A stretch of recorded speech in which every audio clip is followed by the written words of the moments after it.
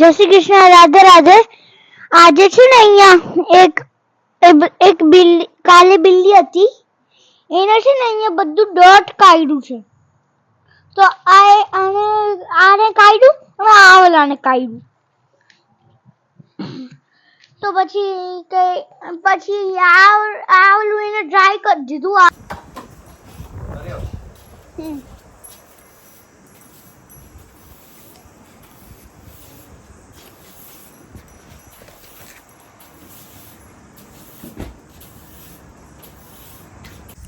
તો જય શ્રી કૃષ્ણ, રાધે રાધે. હું છું તમારો પ્રિય મંથન. આવી ગયો છું નવા વિડીયો સાથે. તો અત્યારે અમે કરવા જઈ રહ્યા છીએ ગાર્ડનિંગ, જેમાં અમે ઓલરેડી પહેલાં ધાણા, કેપ્સિકમ, લાલ મરચાં, ટમેટા, મગ, ચણા, મેથી, મિન્ટ અને 2 ફ્લાવર, તુલસી, બહુ જ બધું રોપ્યું છે. તો ફરીથી આપણે કરવા જઈ રહ્યા છે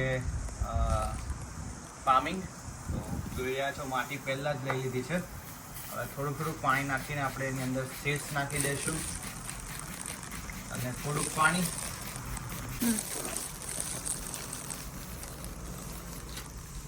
તો જોઈ રહ્યા છો અત્યારે આપણે વાવી રહ્યા છીએ લસણ, જેની રેગ્યુલર તમને અપડેટ આપતો રહીશ કે કેટલું લસણ કેટલા દિવસમાં ન્યુઝીલેન્ડમાં સ્પેશિયલી ગ્રો થાય છે. અને થાય છે કે નહીં એ તો હજી ખબર નથી, બટ ટ્રાય કરવામાં શું જાય છે. તો લસણની કળી ધીમે ધીમે આપણે અંદર નાખીએ છીએ.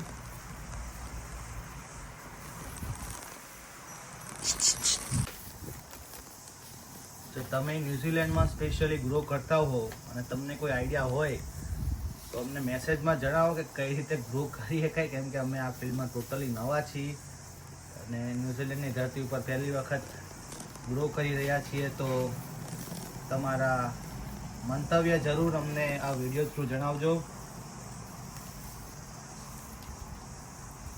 બાકી અમારા એક સાહેબ છે જે ક્યારના ગ્લવ્સ પહેરી રહ્યા છે, બટ અંદર પાણી જતું રહ્યું છે. કે થોડો પ્રોબ્લેમ તો વાત તો કર, યુટ્યુબમાં મૂકવાનો છે. શરમાઈ છે? અરે આવી જા ચાલ, તું પણ વાવ એટલે તારો પણ વિડીયો લઈએ. તો અમારી સાથે વનિત પણ જોડાઈ ગયા છે લસણ નાખવા માટે. ના આમ ઊંધું નહીં, સીતું આવે, સીતું એ ઉપર આવે. ઉલટું કરી દે.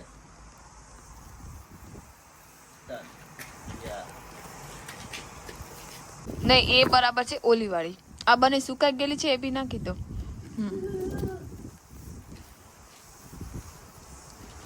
બને સુકાઈ ગયેલી બી નાખી દો. એવી જ રીતે નાખજો. હા બસ. ઓલી પડી ગઈ ઊભી કરી દે. તો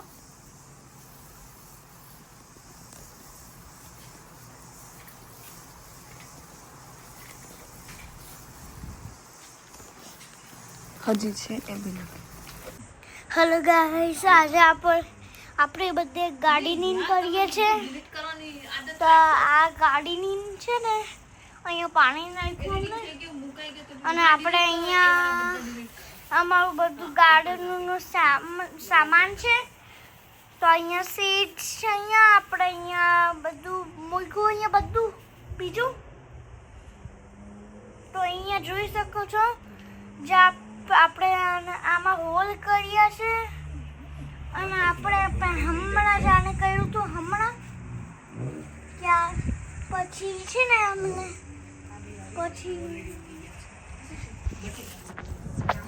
પછી અહીંયા આપણે બધું નાખ્યું છે. તો આ જોઈ શકો છો જે આપણે આ રેડ બકેટમાં છે ને આપણે ડોટ ભર્યું છે, બધામાં ડોટ છે. અને મારે ઘાસ અને આની ઉપર આઈ વોલ્સ છે, મેં સ્કૂલમાં બનાવ્યું હતું. આને લસણનો પ્લાન્ટ ઓલરેડી રેડી થઈ ગયો છે. તો હવે આપણે અહીંયા મૂકી દઈએ.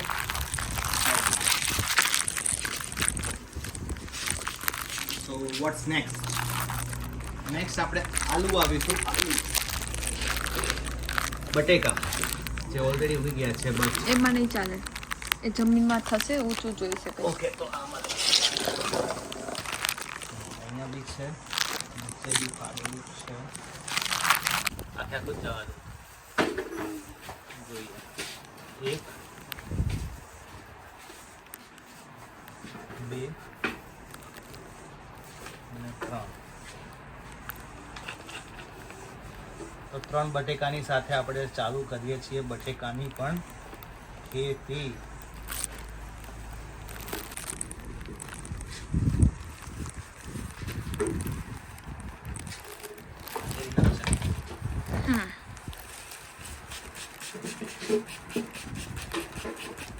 વિડીયોના કેટલા ગ્રો થયા છે અત્યાર સુધી જે અમે પહેલા પ્લાન્ટ ગ્રો કર્યા હતા, ઓલમોસ્ટ વીક થઈ ગયું છે.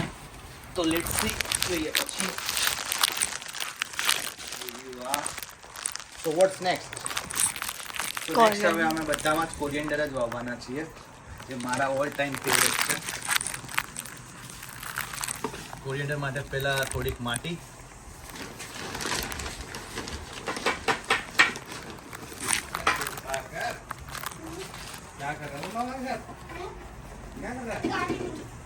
ગાડી ગાડી ઉભા રહેશે ઉભા રહેશે.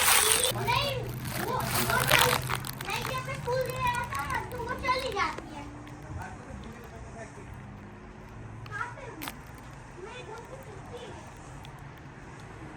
જો કોરિએન્ડરના પ્લાન્ટ્સને જલ્દી ગ્રો કરવા હોય તો તેના વચ્ચેથી ફાળા કરી નાખવાના, થોડા ક્રશ કરીને, અને આપણે આવી રીતે નાખી દઈશું.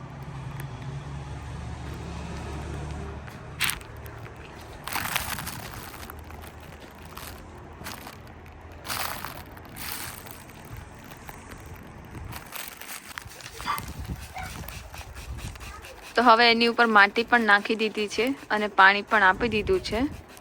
હવે જોઈએ કેટલા ટાઈમમાં ગ્રોથ થાય છે.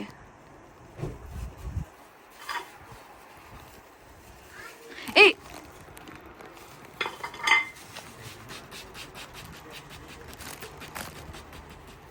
ઓલમોસ્ટ વીક લઈ છે, કેમ કે લાસ્ટ જે અમે પહેલા પ્લાન્ટ કર્યા હતા એનો વીક લીધો હતો. તો લેટ્સ સી.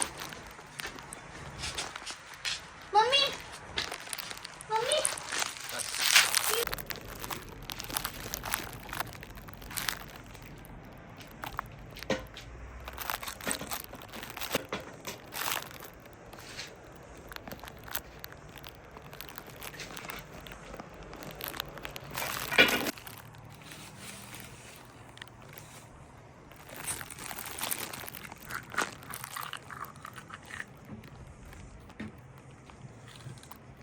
કરો તમે થોડુંક દૂર કરો.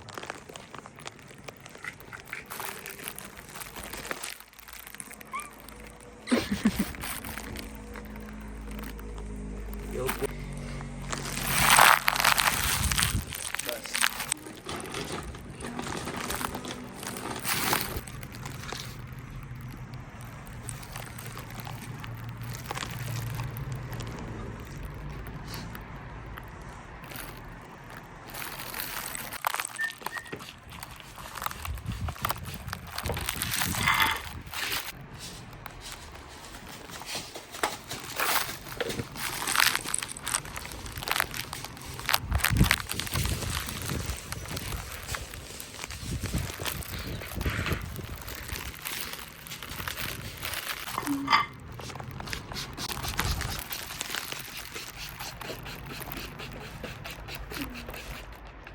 સેટ મેથી.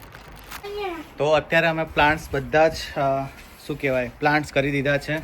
તો જોઈ રહ્યા છો અહીંયા કોરિએન્ડર, કેપ્સિકમ, ચીલી, ટમેટા, મગ ને ચણા, અગેન કોરિએન્ડર, મિન્ટ અને મેથી.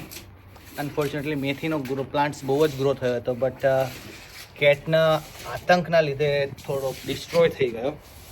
અને આ બધામાં જ અલગ અલગ પ્લાન્ટ છે. અને ઘર હોય એટલે ત્યાં તુલસી તો હોય જ.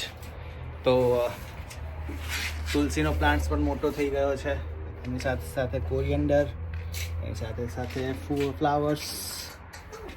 તો બહુ જ અદ્ભુત કારીગરી કરી નાખી છે. અને અહીંયા કામ ચાલુ છે અમારા વનિજનું, જે બહુ જ હેલ્પફુલ છે. વનીજને, સાથે સાથે અમારા ધર્મપત્ની. હાય કહી દો. હાય. તો તમને આ કામ કેવું લાગ્યું? બહુ જ મસ્ત લાગ્યું, બહુ મજા આવી. હવે જ્યારે ગ્રો થશે ત્યારે વધારે મસ્ત એને ઉઠાવ આવશે એટલે બહુ મસ્ત લાગે છે.